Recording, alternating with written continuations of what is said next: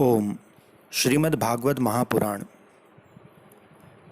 प्रथम स्कंद, जिसमें 19 अध्याय हैं और लगभग 800 श्लोक। आज हम पाठ करेंगे 11वें अध्याय का। प्रथम स्कंद के 11वें अध्याय, द्वारका में श्री कृष्ण का राजोचित स्वागत।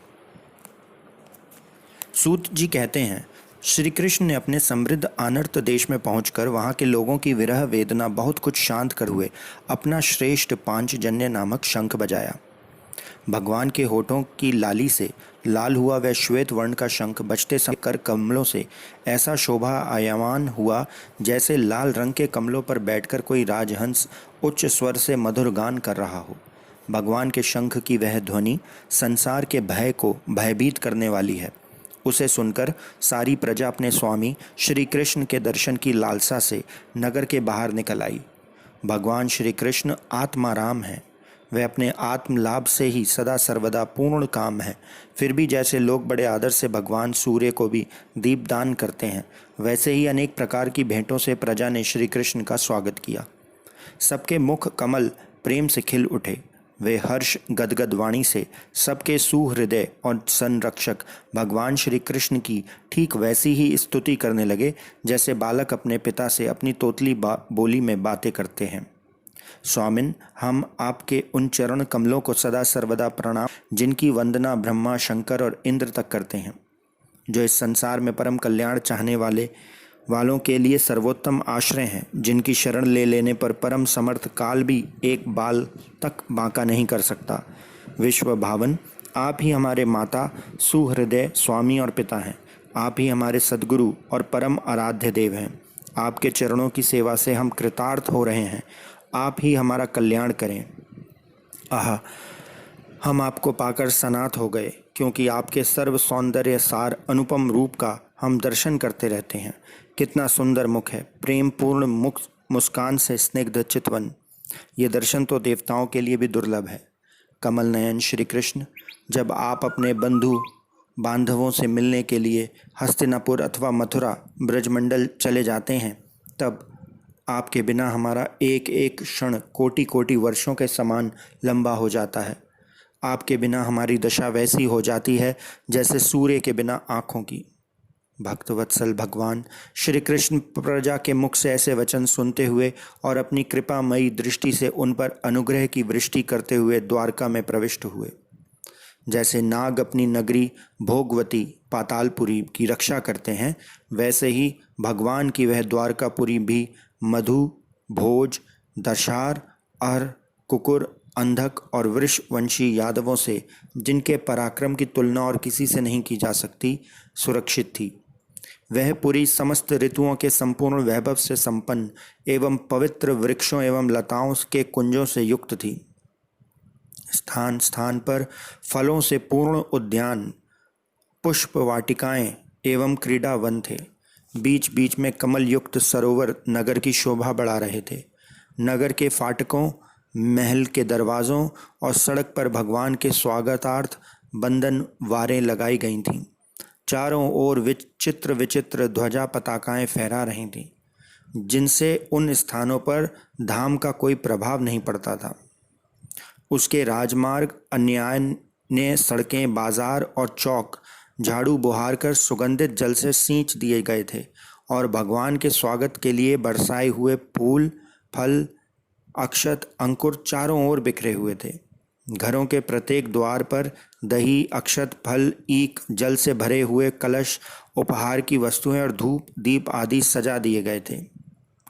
उदार शिरोमणि वसुदेव, अक्रूर, उग्रसेन, अद्भुत पराक्रमी बलराम, प्रद्युम्न, चारुणदेषण और जामवंती नंदन सामदेव ने जब ये सुना कि हमारे प्रियतम भगवान श्री कृष्ण आ रहे हैं, तब उनके मन में इतना आनंद उमड़ा कि उन लोगों ने अपने सभी आवश्यक कर्म, सोना, बैठना, भोजन आदि छोड़ दिए।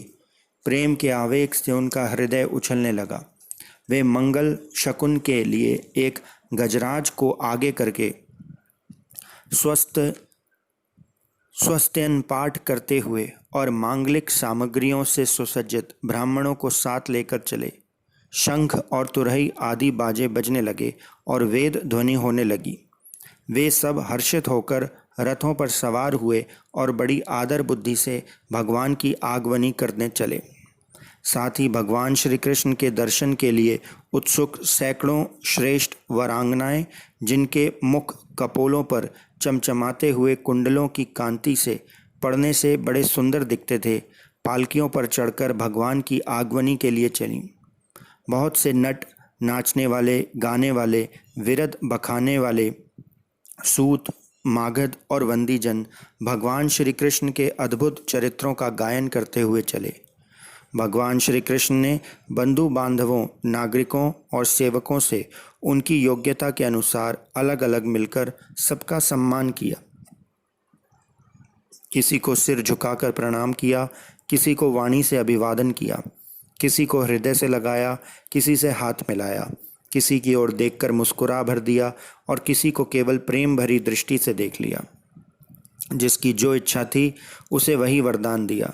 इस प्रकार चांडाल पर्यंत सबको संतुष्ट करके गुरुजन, सपत्नीक ब्राह्मण और वृद्धों का तथा दूसरे लोगों का भी आशीर्वाद ग्रहण करते एवं बंदीजनों से विरुदावली सुनते हुए सबके साथ भगवान श्री कृष्ण ने नगर में प्रवेश किया। शौनक जी, जिस समय भगवान राजमार्ग से जा रहे थे उस समय द्वारका की कुल कामनियाँ भगवान के दर्शन को ही परम आनंद मानकर अपनी अपनी अटारियों पर चढ़ गईं। भगवान का वक्ष स्थल मूर्तिमान सौंदर्य लक्ष्मी का निवास स्थान है। उनका मुखारविंद नेत्रों के द्वारा पान करने के लिए सौंदर्य सुधा से भरा हुआ पात्र है। उनकी भुजाएं लोकपालकों को भी शक्ति देने वाली हैं। उनके चरण कमल भक्त परमहंसों के आश्रय हैं। उनके अंग अंग शोभा के धाम हैं। भगवान की इस छवि को द्वारकावासी नित्य निरंतर निहारते रहते हैं, फिर भी उनकी आंखें एक क्षण के लिए भी तृप्त नहीं होती। द्वारका के राजपथ पर भगवान श्री कृष्ण के ऊपर श्वेत वर्ण का छत्र तना हुआ था। श्वेत चवर ढुलाए जा रहे थे। चारों ओर से पुष्पों की वर्षा हो रही थी। वे पीतांबर और वनमाला धारण किए हुए थे। इस समय वे ऐसे शोभायमान हुए मानो शाम मेघ एक ही साथ सूर्य, चंद्रमा, इंद्रधनुष और बिजली से शोभायमान हो। भगवान सबसे पहले अपने माता पिता के महलों में गए। वहाँ उन्होंने बड़े आनंद से देवकी आदि सातों माताओं की चरणों पर सिर रखकर प्रणाम किया और माताओं ने उन्हें अपने हृदय से लगाकर गोद में बिठा लिया। स्नेह के कारण उनके स्तनों से दूध की धारा बहने लगी। उनका हृदय हर्ष से विहल हो गया और वे आनंद के आंसुओं से उनका अभिषेक करने लगीं। माताओं से आज्ञा लेकर वे अपने समस्त भोग सामग्रियों से संपन्न सर्वश्रेष्ठ भवन में गए। उसमें 16,000 पत्नियों के अलग अलग महल थे। अपने प्राणनाथ भगवान श्री कृष्ण को बहुत दिन बाहर रहने के बाद घर आया देखकर रानियों के हृदय में बड़ा आनंद हुआ। उन्हें अपने निकट देखकर वे एकाएक ध्यान छोड़कर उठ खड़ी हुईं। उन्होंने केवल आसन को ही नहीं बल्कि उन नियमों को भी त्याग दिया जिन्हें उन्होंने पति के प्रवासी होने पर ग्रहण किया था। उस समय उनके मुख और नेत्रों में लज्जा छा गई। भगवान के प्रति उनका भाव बड़ा ही गंभीर था। उन्होंने बहुत पहले ही मन फिर नेत्रों के द्वारा और तत्पश्चात पुत्रों के बहाने शरीर से उनका आलिंगन किया। शौनक जी, उस समय उनके नेत्रों में जो प्रेम के आंसू छलक आए थे उन्हें संकोचवश उन्होंने बहुत रोका, फिर भी विवशता के कारण वे ढलक ही गए। यद्यपि भगवान श्री कृष्ण एकांत में सर्वदा ही उनके पास रहते थे, तथापि उनके चरण कमल उन्हें पद पद पर नए नए जान पड़ते। भला स्वभाव से ही चंचल लक्ष्मी, जिन्हें एक क्षण के लिए भी कभी नहीं छोड़ती, उनकी सन्निधि में किस स्त्री की तृप्ति हो सकती है। जैसे वायु बांसों के संघर्ष से दावानल पैदा करके उन्हें जला देता है, वैसे ही पृथ्वी के भारभूत और शक्तिशाली राजाओं में परस्पर फूट डालकर बिना शस्त्र ग्रहण किए ही भगवान श्री कृष्ण ने उन्हें कई अक्षौहिणी सेना सहित एक दूसरे से मरवा डाला और उसके बाद आप भी उपराम हो गए। साक्षात परमेश्वर ही अपनी लीला से इस मनुष्यलोक में अवतीर्ण हुए थे और सहस्त्रों रमणीय रत्नों में रहकर उन्होंने साधारण मनुष्य की तरह क्रीड़ा की। जिनकी निर्मल और मधुर हंसी उनके हृदय के उन्मुक्त भावों को सूचित करने वाली थी, जिनकी लजीली चितवन की चोट से बेसुध होकर विश्व विजयी कामदेव ने भी अपने धनुष का परित्याग कर दिया था, वे कमनीय कामनियाँ अपने काम विलासों से जिनके मन में तनिक भी शोभ नहीं पैदा कर सकी, उन असंग भगवान श्री कृष्ण को संसार के लोग अपने ही समान कर्म करते देखकर आसक्त मनुष्य समझते हैं, ये उनकी मूर्खता है। यही तो भगवान की भगवत्ता है कि वे प्रकृति में स्थित होकर भी उसके गुणों से कभी लिप्त नहीं होते। जैसे भगवान की शरणागत बुद्धि अपने में रहने वाले प्राकृत गुणों से लिप्त नहीं होती। वे मूढ़ स्त्रियां भी श्री कृष्ण को अपना एकांत सेवी स्त्री परायण भक्त ही समझ बैठी थीं, क्योंकि वे अपने स्वामी के ऐश्वर्य को नहीं जानती थीं। ठीक वैसे ही जैसे अहंकार की वृत्तियां ईश्वर को अपने धर्म से युक्त मानती हैं। इति श्रीमद्भागवते महापुराणे परमहंस्यां साहित्यां प्रथम स्कंधे नैमिष्योपाख्याने कृष्ण द्वारका प्रवेशो नामेकादेशो अध्यायः। श्री कृष्ण गोविंद हरे मुरारे, हे नाथ नारायण वासुदेवा।